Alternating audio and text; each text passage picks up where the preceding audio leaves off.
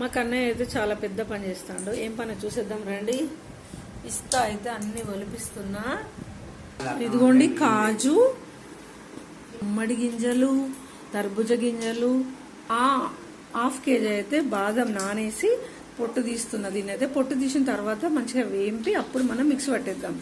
రోజు పిల్లల్లోకి ఒక స్పూన్ పాలలో ఇవ్వడానికి అయితే ఇలా చేస్తున్నాం అన్నట్టు.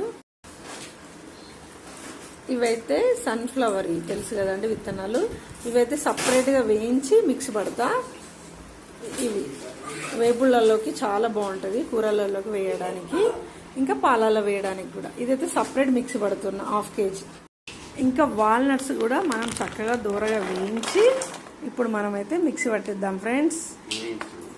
అన్ని డ్రై ఫ్రూట్స్ అయితే సిమ్లో పెట్టుకొని మంచిగా వేపుకుంటున్నాను. మన డ్రై ఫ్రూట్స్ అయితే ఇప్పుడు మిక్సీ పట్టుకుంటున్నాను. ఇదిగోండి ఫ్రెండ్స్, మన అన్ని డ్రై ఫ్రూట్స్ అయితే మిక్సీ పట్టేసినాం.